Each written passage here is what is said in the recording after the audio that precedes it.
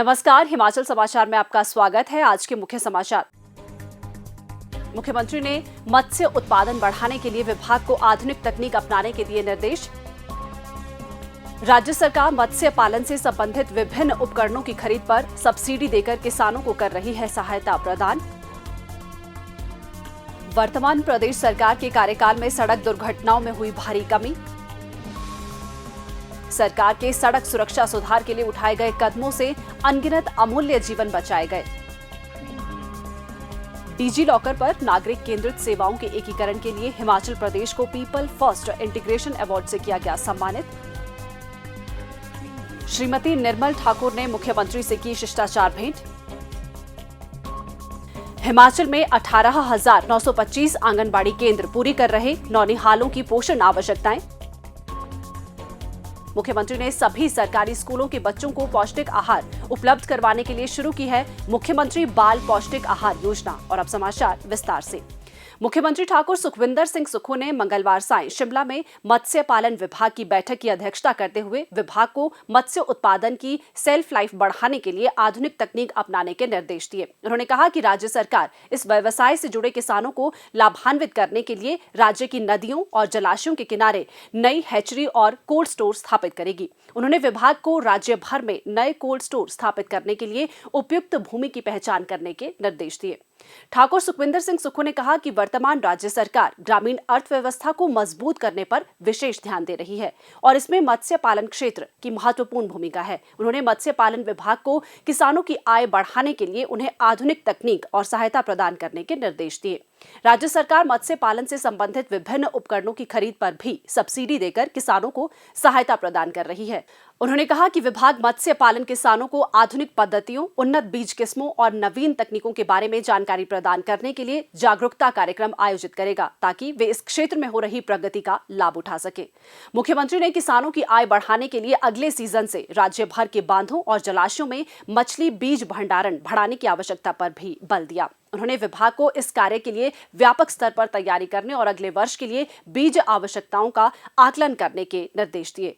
ठाकुर सुखविंदर सिंह सुक्खू ने कहा कि राज्य में मत्स्य उत्पादन बढ़ रहा है। वित्त वर्ष 2024-25 में 19,019 मीट्रिक टन मत्स्य उत्पादन दर्ज किया गया, जबकि इस वर्ष अक्टूबर माह तक 7,773 मीट्रिक टन मत्स्य उत्पादन हुआ है। उन्होंने कहा कि हिमाचल प्रदेश ट्राउट मछली उत्पादन के लिए प्रसिद्ध है और राज्य सरकार ट्राउट मछली पालकों को प्राकृतिक आपदा से हुए नुकसान की भरपाई के लिए एक कॉर्पस फंड स्थापित करेगी।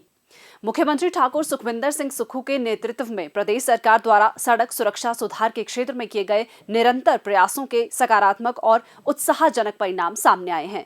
राज्य में सड़क दुर्घटनाओं में लगातार कमी आई है, जिससे अनगिनत अमूल्य जीवन बचाए गए हैं। आधिकारिक आंकड़ों के अनुसार वर्ष 2023 में कुल 2,253 सड़क दुर्घटनाओं के मामले दर्ज किए गए। वर्ष 2024 में ये संख्या घटकर 2,147 रह गई और वर्ष 2025 में अब तक केवल 1,457 दुर्घटनाएं दर्ज की गई हैं। सड़क दुर्घटनाओं में आ रही कमी प्रदेश सरकार की सक्रिय नीतियों, बेहतर निगरानी तंत्र और सड़क सुरक्षा पर व्यापक जन जागरूकता अभियानों की सफलता को प्रदर्शित कर रही है। सरकार की ये उपलब्धि विशेष महत्व रखती है क्योंकि हिमाचल प्रदेश को वर्ष 2023 और वर्ष 2025 में भारी भूस्खलन, बाढ़ और बादल फटने जैसी गंभीर प्राकृतिक आपदाओं का सामना करना पड़ा। इन चुनौतियों के बावजूद राज्य सरकार ने विभिन्न विभागों के समन्वित प्रयासों के माध्यम से सड़क सुरक्षा उपायों की दिशा में सराहनीय कार्य किया, जिसके परिणाम स्वरूप सड़क दुर्घटनाओं में उल्लेखनीय कमी आई है। सड़क सुरक्षा क्षेत्र को प्रमुखता प्रदान कर वर्तमान प्रदेश सरकार ने अनेक प्रभावी कदम उठाए हैं। मुख्यमंत्री ठाकुर सुखविंदर सिंह सुक्खू ने सड़क दुर्घटनाओं में कमी करने के लिए हर संभव उपाय करने के दिशा निर्देश जारी किए हैं और सरकार का लक्ष्य न केवल दुर्घटनाओं की संख्या को कम करना है, बल्कि प्रत्येक नागरिक के जीवन की सुरक्षा भी सुनिश्चित करना है। नागरिक केंद्रित डिजिटल सेवा वितरण में उत्कृष्ट उपलब्धि के लिए हिमाचल प्रदेश सरकार को इलेक्ट्रॉनिक्स एवं सूचना प्रौद्योगिकी मंत्रालय द्वारा सम्मानित किया गया है। हिमाचल प्रदेश के डिजिटल प्रौद्योगिकी एवं गवर्नेंस विभाग ने 51 हिम सेवा ई जिला सेवाओं के साथ साथ हिम परिवार और हिम एक्सेस कार्ड को डिजी लॉकर प्लेटफॉर्म पर एकत्रित किया है। ये राज्य की डिजिटल परिवर्तन यात्रा में एक महत्वपूर्ण उपलब्धि है। डिजिटल प्रौद्योगिकी एवं गवर्नेंस विभाग को 4 नवंबर 2025 को नई दिल्ली में आयोजित आयोजित डिजी लॉकर 2025 पर राष्ट्रीय कार्यशाला एवं सम्मेलन में प्रतिष्ठित पीपल फर्स्ट इंटीग्रेशन अवार्ड से सम्मानित किया गया। ये पुरस्कार हिमाचल प्रदेश सरकार के DDTG सचिव श्री आशीष सिंह मार को केंद्रीय इलेक्ट्रॉनिक और सूचना प्रौद्योगिकी मंत्रालय के सचिव ने अतिरिक्त सचिव व महानिदेशक NIC और राष्ट्रीय ई-गवर्नेंस प्रभाग के CEO की उपस्थिति में प्रदान किया गया। ये उपलब्धि मुख्यमंत्री ठाकुर सुखविंदर सिंह सुक्खू के हिम परिवार और हिम एक्सेस परियोजनाओं की परिकल्पनाओं की सफलतापूर्वक कार्यान्वित करने का परिणाम है। इसका उद्देश्य प्रत्येक नागरिक के लिए पारदर्शी, कुशल और समावेशी सेवा वितरण सुनिश्चित करने हेतु एक एकीकृत डिजिटल पारिस्थितिकी तंत्र का निर्माण करना है। मुख्यमंत्री ठाकुर सुखविंदर सिंह सुक्खू से आज ओक ओवर में हिमाचल प्रदेश उच्च न्यायालय के सेवानिवृत्त न्यायाधीश न्यायमूर्ति श्री सुरेश्वर ठाकुर की माता श्रीमती निर्मल ठाकुर ने शिष्टाचार भेंट की। इस अवसर पर उन्होंने मुख्यमंत्री को अपनी 2 पुस्तकें भेंट की। मुख्यमंत्री ने इस भेंट के लिए आभार व्यक्त किया। बेहतर पोषण का संबंध शिशु, बाल और मातृ स्वास्थ्य में सुधार, मजबूत प्रतिरक्षा प्रणाली, सुरक्षित गर्भावस्था और प्रसव, गैर संचारी रोगों जैसे मधुमेह और हृदय रोग का कम जोखिम और दीर्घायु से है। पोषण के जरिए एक स्वच्छ और सशक्त समाज के लिए मुख्यमंत्री ठाकुर सुखविंदर सिंह सुक्खू के नेतृत्व में प्रदेश सरकार बहुआयामी प्रयास कर रही है। विश्व स्वास्थ्य संगठन के अनुसार पोषण स्वास्थ्य और विकास का एक महत्वपूर्ण हिस्सा है। प्रदेश में 18,925 आंगनबाड़ी केंद्र नौनिहालों की पोषण आवश्यकताओं को पूरा करने के साथ उनकी प्रारंभिक शिक्षा जरूरतों को भी पूरा कर रहे हैं। हिमाचल प्रदेश में 6 वर्ष तक के बच्चों की हर महीने ग्रोथ मॉनिटरिंग की जा रही है। इस वित्त वर्ष में आंगनबाड़ी सेवा योजना के तहत 113 करोड़ रुपए प्रदेश सरकार के वित्त कोष से व्यय किए जा चुके हैं। वर्तमान वित्त वर्ष में विशेष पोषाहार कार्यक्रम के तहत 1,516 लाख रुपए खर्च किए जा चुके हैं। आंगनबाड़ी केंद्रों के माध्यम से बाल्यकाल देखभाल के साथ औपचारिक स्कूली शिक्षा सुनिश्चित करने के लिए प्रदेश सरकार ने सभी आंगनबाड़ी केंद्रों को आंगनबाड़ी सह स्कूल घोषित किया है, ताकि बच्चों का समग्र विकास सुनिश्चित किया जा सके।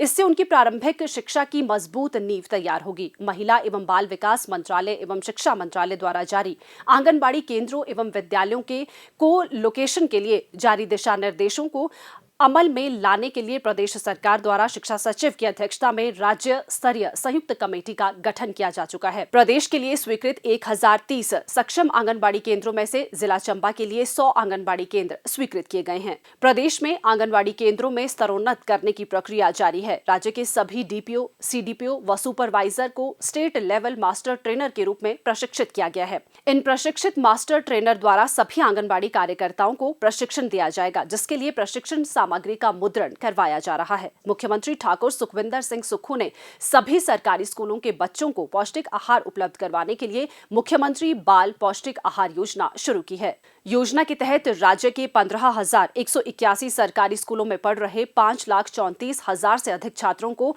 पौष्टिक आहार उपलब्ध करवाया जा रहा है। बच्चों के पोषण स्तर में सुधार के लक्ष्य को हासिल करने के लिए स्कूलों में किचन गार्डन पहल को सफलतापूर्वक लागू किया जा रहा है। प्रदेश के 14,464 विद्यालयों में मिड डे मील कार्यकर्ताओं, स्कूल प्रबंधन समिति, स्कूल स्टाफ और विद्यार्थियों की मदद से किचन गार्डन तैयार किए गए हैं। इन किचन गार्डन में मौसमी सब्जियां उगाई जाती हैं।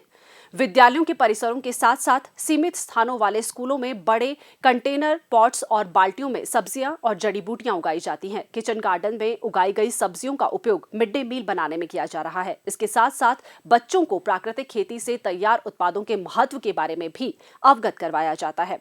इस प्रयास से मिड डे मील के माध्यम से बच्चों की पोषण आवश्यकताओं की पूर्ति होने के साथ साथ बच्चे खेती के प्रति भी जागरूक हो रहे हैं।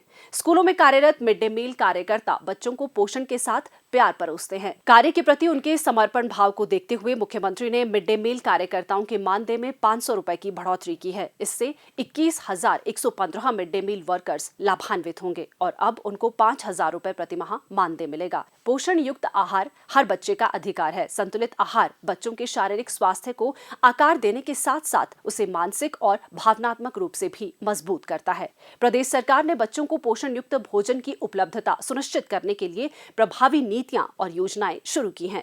इसके फलस्वरूप एक हंसते खेलते बचपन का निर्माण हो रहा है। हिमाचल समाचार देखने के लिए सब्सक्राइब करें यूट्यूब चैनल हिमाचल समाचार, लाइक करें Facebook page information and public relations department Himachal Pradesh और सीएमओ हिमाचल, फॉलो करें x@DPRHP और सीएमओ हिमाचल, फॉलो करें इंस्टाग्राम @DIPR हिमाचल और सीएमओ हिमाचल, विजिट करें वेबसाइट www.himachalpr.gov.in। इस अंक में इतना ही, कल फिर होगी मुलाकात। दीजिए इजाजत, नमस्कार।